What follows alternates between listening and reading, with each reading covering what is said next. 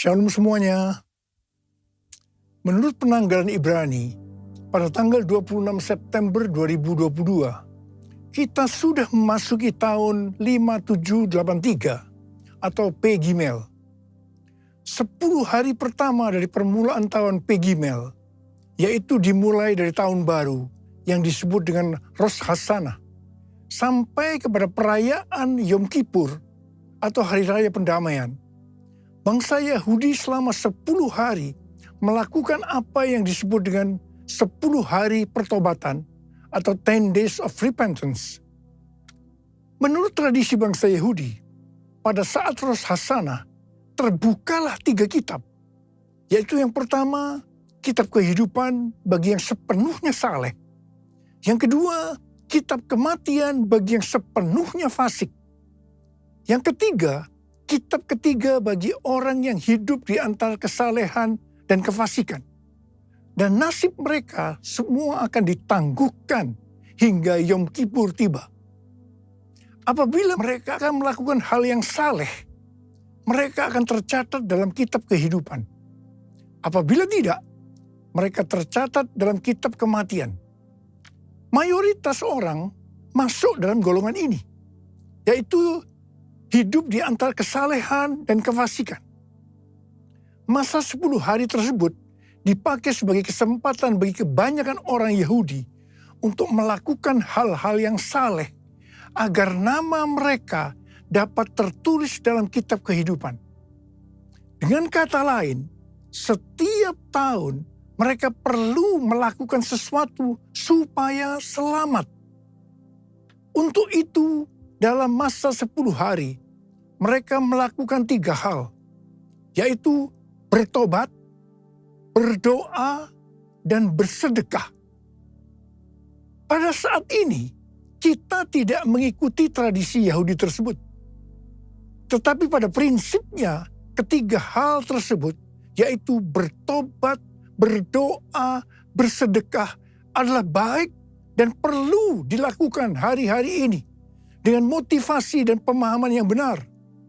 Kita melakukan ketiga hal ini bukan untuk mendapatkan keselamatan, tetapi sebagai respon terhadap anugerah keselamatan yang sudah diberikan melalui pengorbanan Tuhan Yesus di kayu salib. Pastor D dari Perth, seorang hamba Tuhan yang banyak mendoakan saya, yang nubuatannya saya lihat tajam pada bulan Agustus 2022 yang lalu, yaitu sebelum tahun 5783, bernubuat untuk saya agar memperhatikan apa yang terjadi di antara Rosh Hashanah dan Yom Kippur.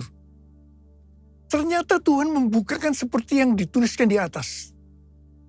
Jadi hari-hari ini kita harus banyak koreksi diri, bertobat, berdoa, dan memberi sedekah bagi mereka yang kekurangan. Pastor D ini juga mendapatkan bahwa di tahun 2023, Tuhan akan kembali menggoncangkan bangsa-bangsa di dunia. Dan Tuhan meminta agar kita menyiapkan persediaan. Bukan untuk kita, tetapi untuk bersedekah kepada orang-orang yang mengalami kesulitan. Kita yang sungguh-sungguh dengan Tuhan akan diberkati secara finansial. Haleluya! Memasuki tahun 5783 atau P Gimel, kita akan melihat kasih karunia Tuhan yang luar biasa yang akan dicurahkan kepada kita yang sungguh-sungguh mencari Tuhan. Namun bersama dengan itu akan ada pembersihan di rumah Tuhan dan penghakiman terhadap dunia ini. Tuhan akan mengungkapkan dosa-dosa yang tersembunyi. Tidak ada sesuatu pun yang tertutup yang tidak akan dibuka.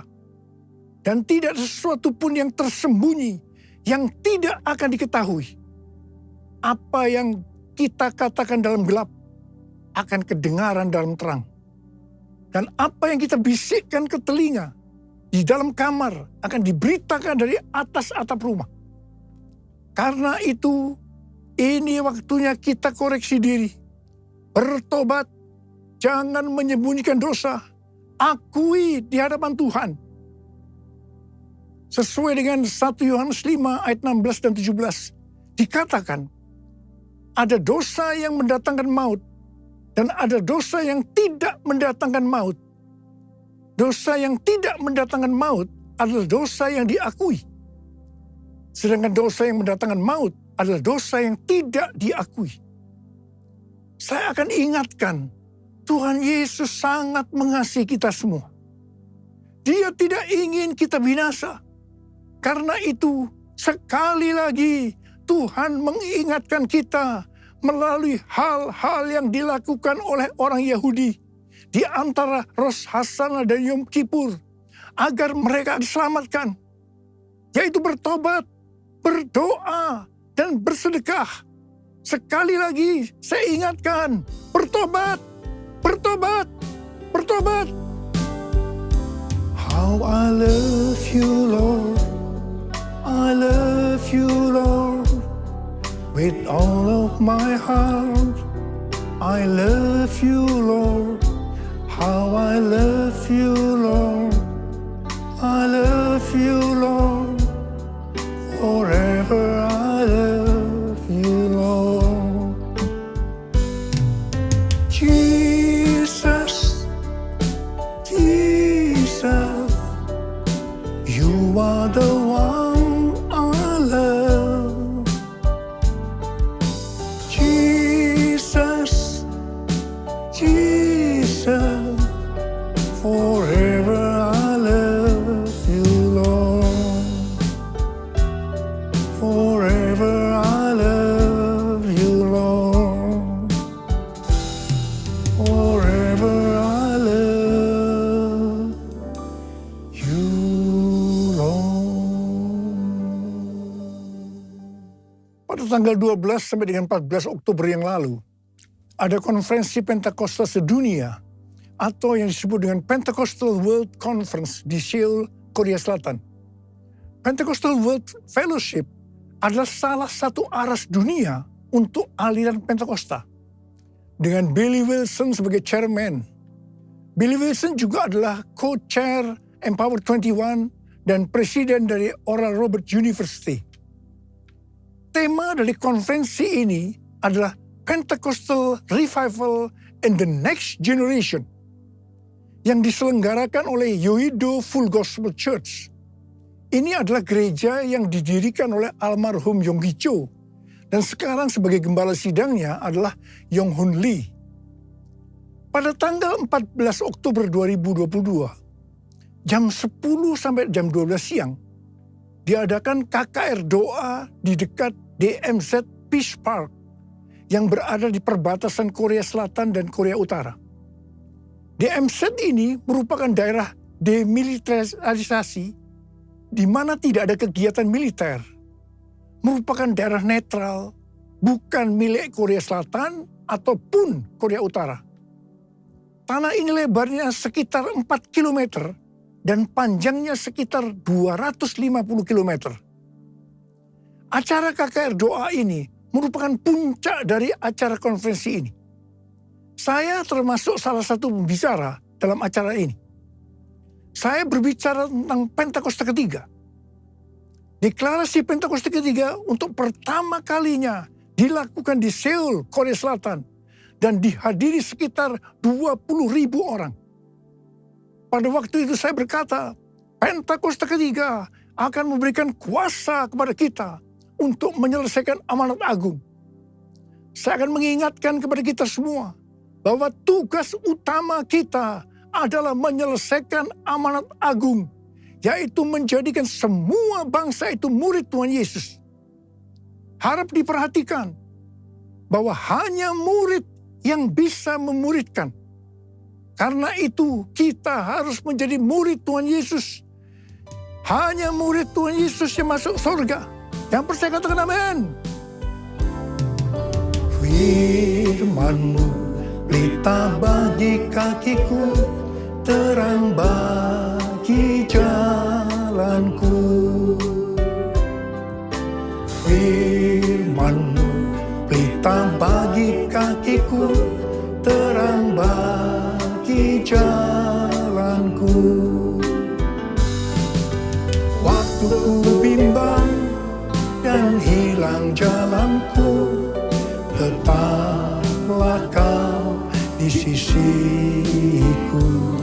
dan takkan ku takut asal kau di dekatku, besertaku selamanya.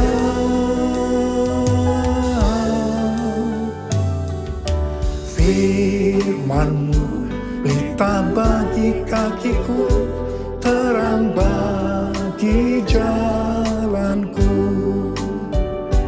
terang bagi jalanku, terang bagi jalanku.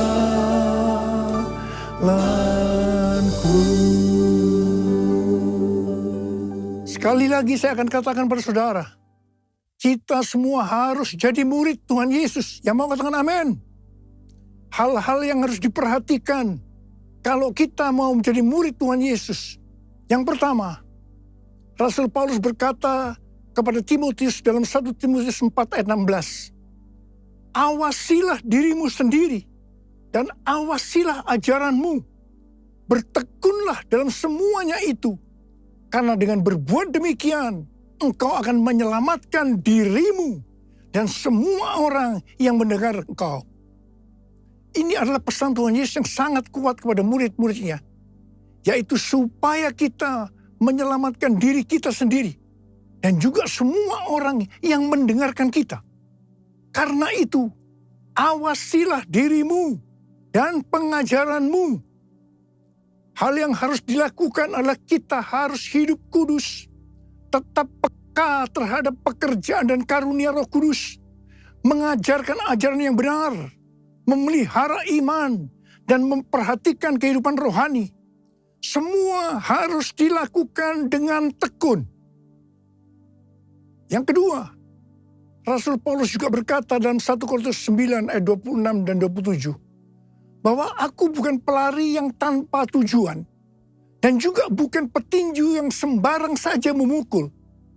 Tetapi aku melatih tubuhku dan menguasainya seluruhnya. Supaya sesudah memberitakan Injil kepada orang lain, jangan aku sendiri ditolak. Mengenai melatih tubuh dan menguasai seluruhnya. Rasul Paulus berkata dalam 1 Timotius 4 ayat 7b dan 8. Latihlah dirimu beribadah. Latihlah dirimu beribadah. Latihan badani terbatas gunanya. Tetapi ibadah itu berguna dalam segala hal. Karena mengandung janji. Baik untuk hidup ini maupun untuk hidup yang akan datang.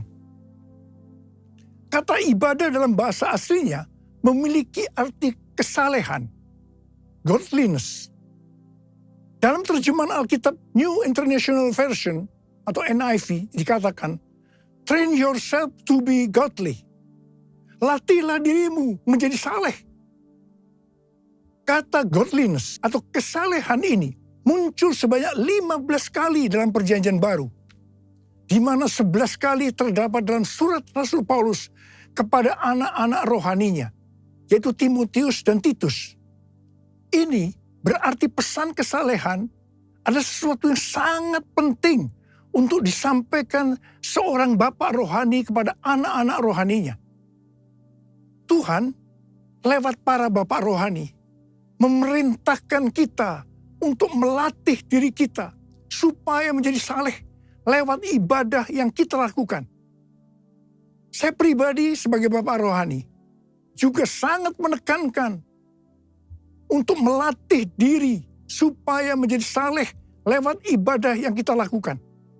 Hal ini juga sejalan dengan firman Tuhan dalam 2 Petrus 1 ayat 5 sampai dengan 7 yang berkata, kamu harus dengan sungguh-sungguh berusaha untuk menambahkan kepada imanmu kebajikan.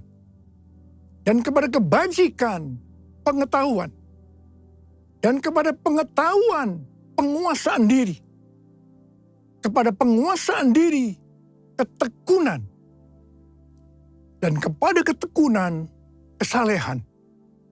Dan kepada kesalehan kasih akan saudara-saudara seiman. Dan kasih kepada saudara-saudara seiman. Kasih akan semua orang. Selanjutnya dikatakan, apabila kita melakukan dengan berlimpah-limpah, kita akan giat dan berhasil dalam pengenalan kita akan Tuhan Yesus Kristus.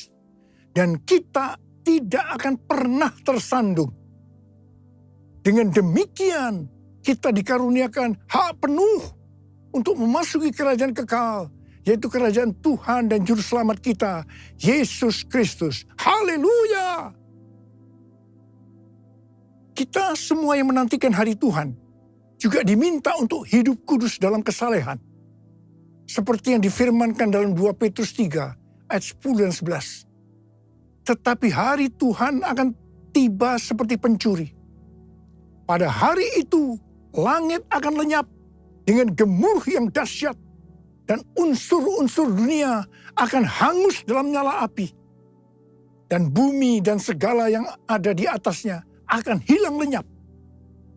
Jadi, jika segala sesuatu ini akan hancur secara demikian, betapa suci dan salehnya kamu harus hidup. Saudara, lawan dari kesalehan adalah kefasikan. Orang yang tidak melatih dirinya menjadi saleh lewat ibadah, tanpa disadari dapat terjerumus dalam kefasikan. Harap diperhatikan bahwa murka Allah dinyatakan atas orang-orang fasik. Dalam Roma 1 ayat 21 sampai dengan 27, kita melihat orang-orang fasik itu memiliki ciri-ciri sebagai berikut. Sekalipun mengenal Allah, mereka tidak memuliakan Dia. Mereka berbuat seolah-olah penuh hikmat, tetapi mereka telah menjadi bodoh. Mereka menyembah berhala. Sebagai akibatnya, Allah menyerahkan mereka kepada keinginan hati mereka akan kecemaran. Sehingga mereka saling mencemarkan tubuh mereka. Salah satunya dalam bentuk hubungan sesama jenis atau homoseksualitas. Sebagai Bapak rohani, sekali lagi saya akan mengingatkan, latihlah dirimu beribadah. Bapa, ku persembahkan tubuhku sebagai persembahan yang hidup, kudus, dan yang berkenan padamu, sebagai ibadah yang sejati. Ku sembah Kau Tuhan, ku sembah Kau Tuhan, ku serahkan hidupku kepadamu untuk kemuliaan nama-Mu. Bentuk ibadah dalam Alkitab ada dua, yaitu vertikal, artinya kepada Tuhan, dan horizontal, kepada sesama. Bentuk ibadah secara vertikal meliputi giat berkumpul bersama untuk menyembah. Yang kedua, memuji dan menyembah Tuhan diiringi alat musik. Yang ketiga, mengingat perbuatan dan pertolongan Tuhan. Yang keempat, bernubuat dan mengaktifkan karunia-karunia Roh Kudus dalam sebuah pertemuan. Yang kelima, mengambil bagian dalam perjamuan kudus. Yang keenam, mempersembahkan tubuh sebagai korban. Yang ketujuh, memperingati kelahiran, kematian, kebangkitan, dan kenaikan Tuhan Yesus ke sorga. Bentuk ibadah secara horizontal kepada sesama. Yang pertama, menolong orang yang mengalami kesulitan atau menderita. Yang kedua, saling menjaga diri dari pencemaran dunia. Dan yang ketiga, saling memberi bantuan dalam sebuah persekutuan. Jadi, kalau kita melihat ibadah secara vertikal atau horizontal tadi, maka ibadah yang dilakukan di dalam gereja hari-hari ini sebenarnya merupakan implementasi atau penerapan dari semua ini. Kalau kita melihat ibadah secara vertikal atau horizontal tadi, sebenarnya yang paling menonjol adalah masalah kebersamaan. Ibrani 10 ayat 25 berkata, janganlah kita menjauhkan diri dari pertemuan-pertemuan ibadah kita, seperti dibiasakan oleh beberapa orang. Tetapi marilah kita saling menasihati, dan semakin giat melakukannya menjelang hari Tuhan yang mendekat. Jadi, latihlah dirimu beribadah dapat juga diartikan kita harus melatih hidup dalam kebersamaan bersama saudara seiman untuk saling menasihati supaya hidup kita saleh. Hari-hari ini dengan adanya ibadah online, banyak orang yang meninggalkan hidup dalam kebersamaan ini. Ingat, pelayanan online bisa melengkapi tapi tidak akan bisa menggantikan ibadah secara onsite di gereja. Bagi saya, kalau hanya ibadah melalui online saja, saya merasakan ada sesuatu yang hilang. Ada sesuatu yang tidak sempurna. Terutama dalam doa, pujian, dan penyembahan. Dan yang pasti, kita tidak bisa saling menasehati. Walaupun mungkin ada yang berkata, dengan Zoom kita bisa. Tetapi saya percaya, itu juga tidak cukup sempurna. Hari-hari ini, saya melihat semakin banyak orang percaya justru lebih giat melakukan latihan badani ketimbang melakukan latihan ibadah.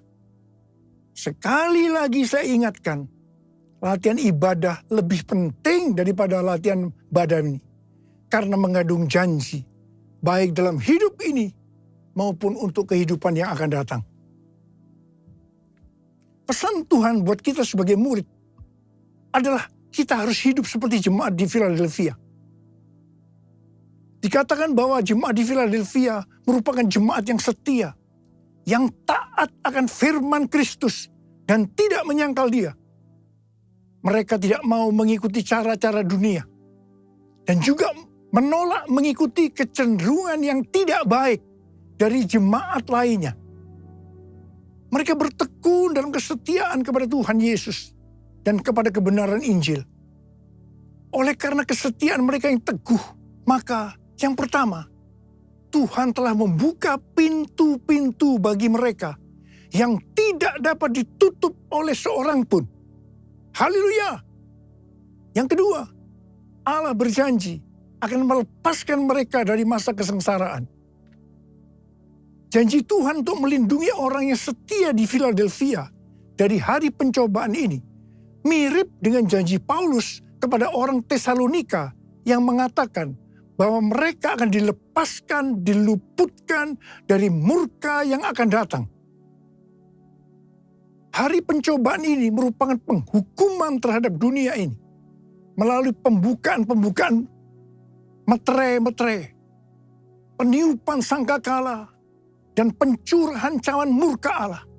Ini sangat-sangat mengerikan.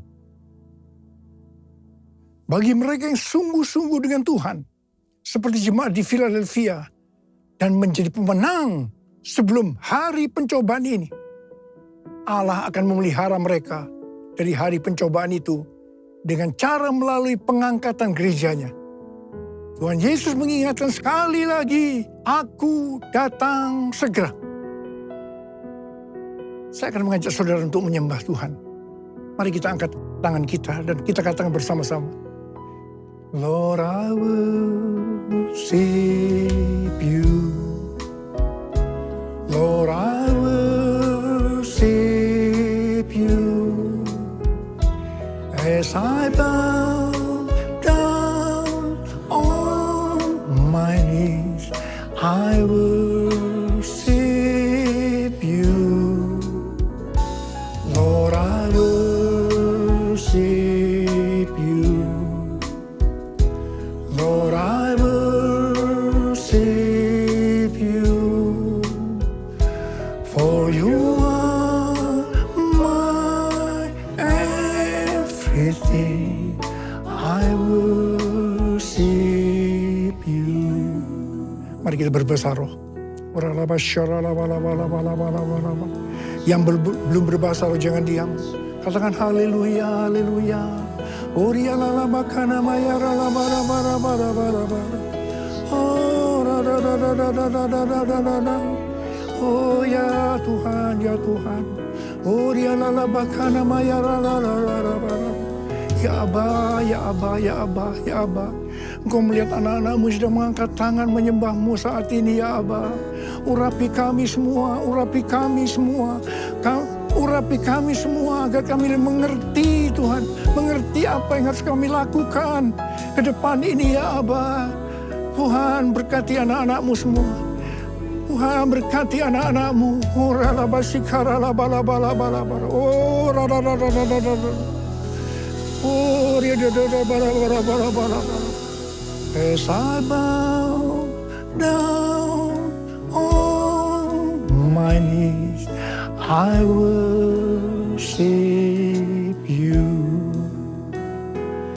As I bow down on my knees, I worship you.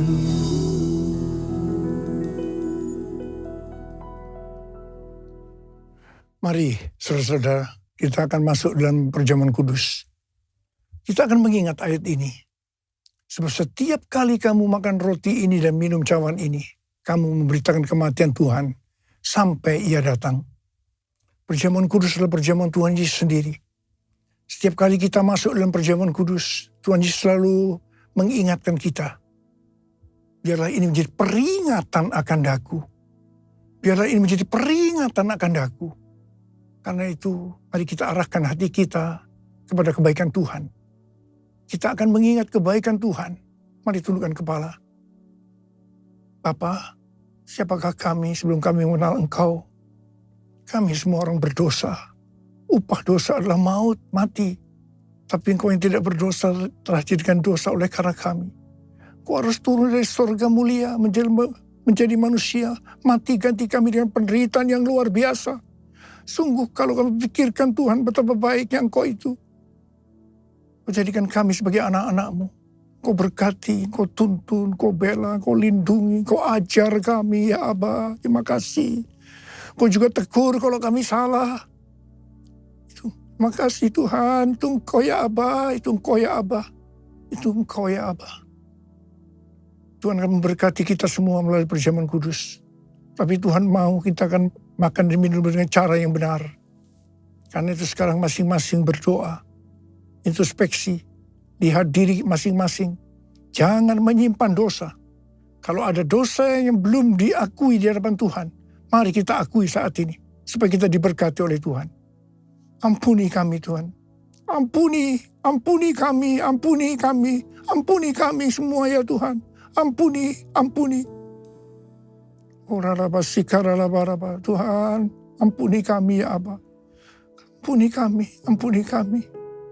Layakkan kami masuk dalam perjamuan kudus ini. Terima kasih Aba. Kami akan masuk dalam perjamuan kudus dengan hati yang penuh ucapan syukur. Dalam nama Yesus kami berdoa. Amin.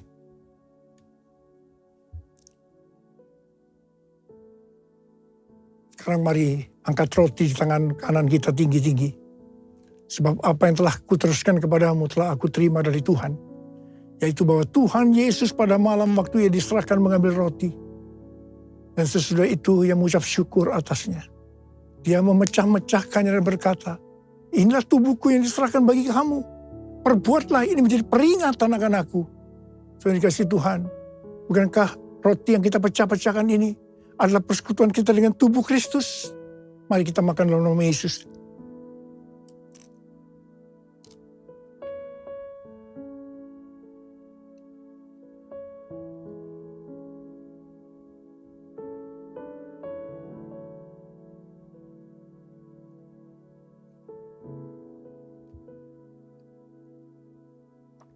Angkat cawan di tangan kanan kita tinggi-tinggi.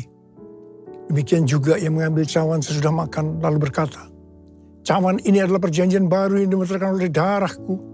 Perbuatlah ini setiap kali kamu meminumnya menjadi peringatan akan aku. Tuhan dikasih Tuhan.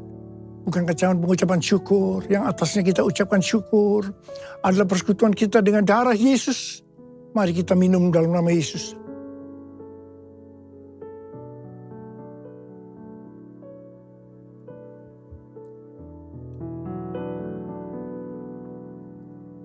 Mari angkat tangan kita. Ucapkan syukur dengan suara, jangan diam. Tuhan, terima kasih ya Tuhan. Terima kasih ya Tuhan. Terima kasih.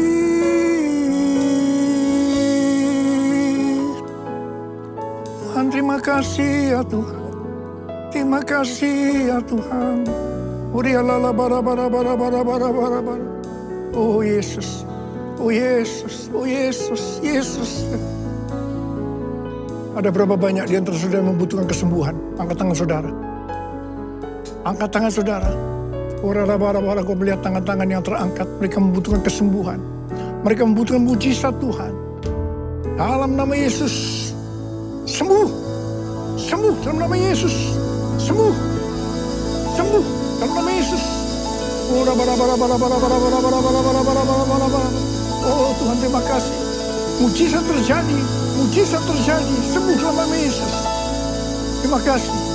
Terima kasih Yesusku. Terima kasih Yesusku. Puji syukur hanya bagi Tuhanku. Terima kasih Yesusku. Terima kasih Yesusku. Puji syukur hanya bagi Tuhanku. Terima kasih Yesusku. Terima kasih Yesusku. Puji syukur hanya bagi Tuhanku. Terima kasih Yesusku. Terima kasih Yesusku. Puji syukur hanya bagi Tuhanku. Puji syukur hanya bagi Tuhanku. Puji syukur hanya bagi Tuhanku.